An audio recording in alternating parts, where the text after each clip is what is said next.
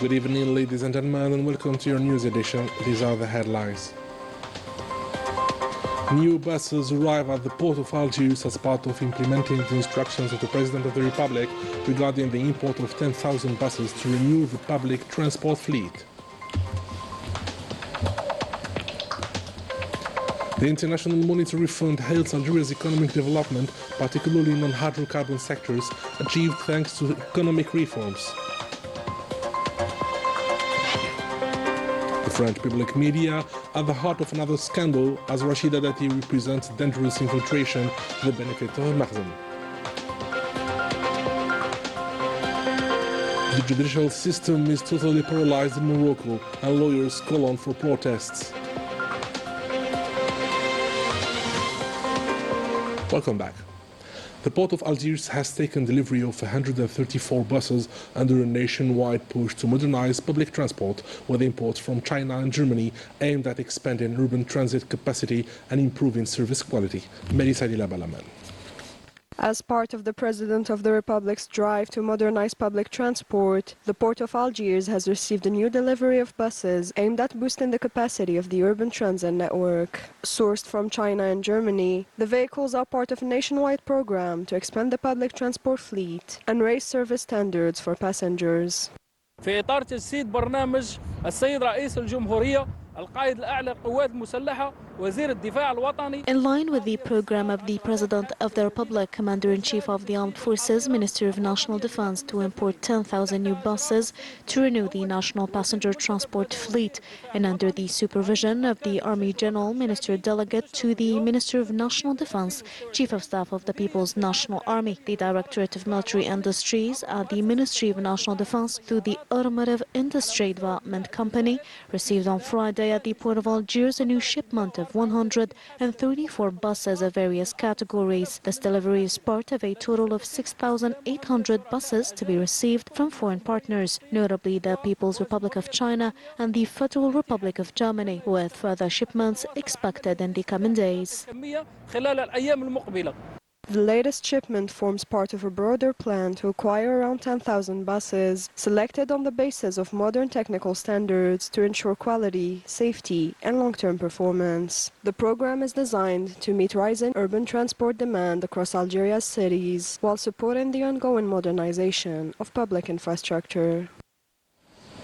Algeria is consolidating its status as an emerging economic power through well-planned policies to diversify the economy, boost investment and expand production beyond hydrocarbons, with these policies backed by the International Monetary Fund alongside structural reforms. Basmafar. The International Monetary Fund has strongly praised Algeria's economic achievements, highlighting an ambitious path that confirms its gradual emergence as a rising power in Africa and the Arab world.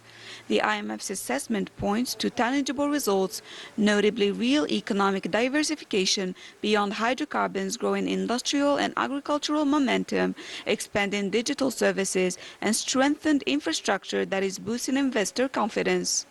Algeria has recovered very strongly from COVID. We have seen growth going up. The Bank of Algeria is doing an excellent job in keeping inflation down, and that is beneficial for businesses and people. The International Monetary Fund also commended the structural reforms launched by Algeria, notably the new investment law, the real estate law, and the establishment of the Algerian Investment Promotion Agency, considering that these measures have directly contributed to improving the business climate and enhancing the country's investment attractiveness. We strongly support the commitment of the government to diversify the economy so there are more opportunities for especially young people to open up businesses, to find good jobs. We see the country as being vibrant, dynamic, and one where more can be done for pro-private sector, pro-business growth model. During her visit to Algeria, the managing director of the IMF also highlighted the qualitative surge in non-hydrocarbon exports, which have more than doubled over the past 5 years, as well as improved growth indicators and declining inflation rates, reflecting the effectiveness of the reforms. The IMF further praised the success of the Algiers seminar organized by the Bank of Algeria in cooperation with the Fund on Regional Economic Integration and Priority Setting, which underscored North Africa's potential role in the mobility of people, goods and energy. Algeria and Italy are strengthening their energy partnership. Talks held on the sidelines of the North Africa Conference highlighted Algeria's role as a reliable gas supplier, while opening new prospects in electricity interconnection and green hydrogen, positioning the country as a key energy partner to Europe. Melissa Kabesh with the details.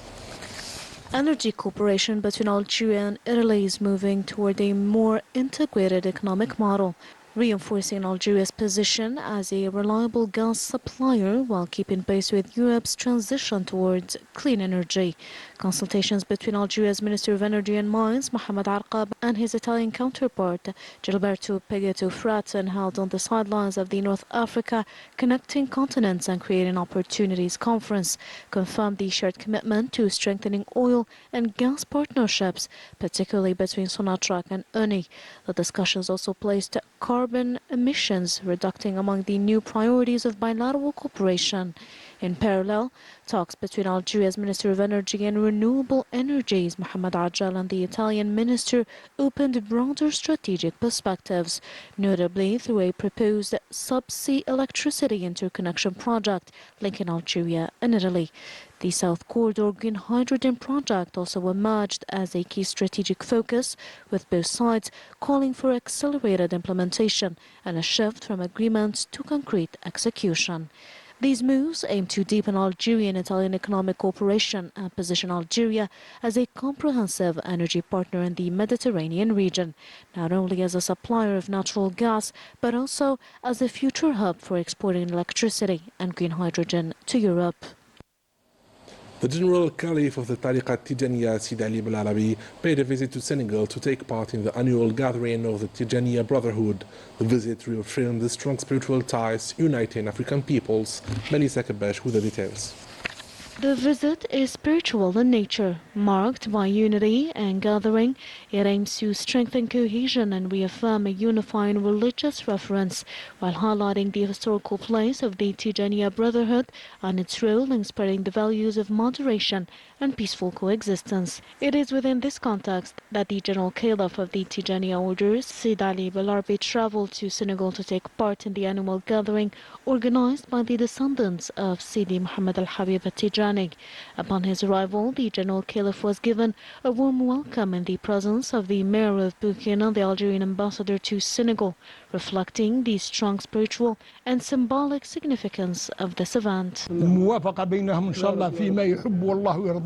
work together with God's help in what He loves and approves: fraternity, mutual respect, cooperation, and goodwill among African peoples and nations in love, piety, faith, and brotherhood. The President of the Republic, Abdelmadjid Tebboune, encouraged us to take part in this event in our second country, Senegal, a land of love and spirituality.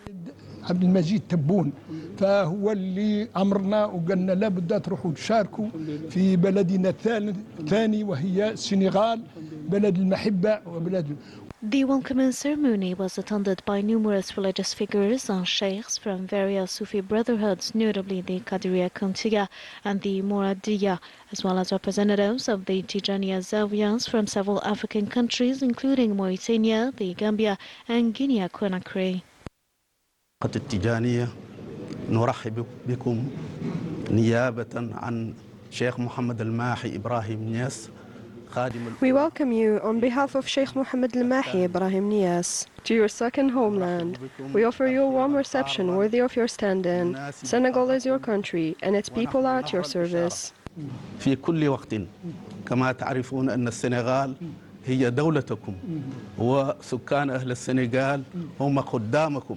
The visit was marked by spiritual meetings and consultation sessions aimed at strengthening the unity of the Tijaniya order and consolidating the deep historical and spiritual ties between various brotherhoods of the region in a spirit of peace, dialogue, and human fraternity. A nationwide lawyers' strike has paralyzed Morocco's justice system, marking an open confrontation with the Makhzen over a draft law that the profession says threatens its independence, erodes legal safeguards, and turns lawyers into subordinates of executive power. Melissa Dila Balaman. In what lawyers describe as a defense of the last remaining bastions of independence in an increasingly angry Morocco, a nationwide protest has turned into the symbol of an open showdown between the Makhzen system and the wearers of the black robe. The justice sector has grown to a complete halt in an effort to block the passage of a controversial draft law pushed through without review. Lawyers say it is a fresh attempt to tighten control over what remains of the liberal professions, chief among them the legal profession, after the judiciary itself was previously subdued and hollowed out of its core independence. There's only one position, rejection draft law number 6623, regulating the legal profession because it infringes on the profession's hard-won gains, undermines its independence, and represents a full retreat from procedural guarantees and fair trial protections. The disputed bill, lawyers argue, is not about reform. Instead, it seeks to redesign the legal profession into a subordinate administrative body under the authority of the executive, stripped of powers, silenced, and deprived of its ability to defend the oppressed, to challenge authority, to plead, and to object. It also comes amid a broader climate of restrictions and professional practice.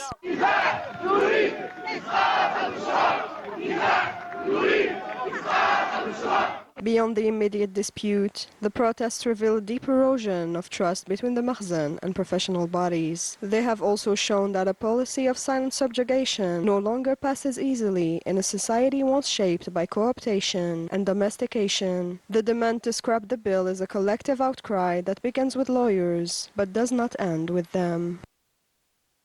In France, repeated abuses of power by Culture Minister Rachida Dati linked to the Makhzen systematic media manipulation to shield power figures and suppress investigative reporting. Basmafar. Serious accusations are mounting against French Culture Minister Rachida Dati, revealing one of the most sensitive aspects of the entanglement of politics and media in France. It's odd to hire people from CNews when Madame Ernotte told us that CNews and public service media do not perform the same work. Today, it's difficult to distinguish the information, especially continuous news, from public service media versus other channels. These unfolding developments have turned the case into a political and media scandal that goes beyond Rachida Dati, placing the entire French government under serious ethical scrutiny. They raise deep questions about how public media under her supervision shifted from a space of public service to a tool of political influence and manipulation. You were questioned for an hour regarding your trial for corruption and influence peddling, and not content with the privilege of being able to defend yourself, you stayed in a corner to monitor the comments made about your defense, and you even returned in front of the cameras to modify those comments. The seriousness of these questions is further heightened by media reports and investigations revealing that this editorial direction intersected with foreign, non-French interests, widely discussed as being linked to Morocco in an effort to promote the image of the Makhzen and market selective narratives. This came at the expense of obscuring the harsh social reality and marginalization faced by Moroccan people, with French media teams tasked with whitewashing the drug and hashish trade in Morocco, portraying it instead as an industry with medical benefits. 3 years ago, after years of political debates in Morocco, King Mohammed VI decided to legalize the cultivation of cannabis for therapeutic, industrial, and medical purposes, but not for recreational use. It was not surprising that these scandals came to light after the Makhzen-linked official repeatedly overstepped her duties. She even blocked interviews with French journalists who were investigating reports revealing her brother's involvement in drug trafficking and prevented other journalists from probing the private life of the King of Morocco and his entourage, according to informed sources with Algerian television, citing the French executive apparatus. These practices have become systematic following a service on demand. And with this, we come to the end of our edition. Ladies and gentlemen, thank you for being with us. Have a good night.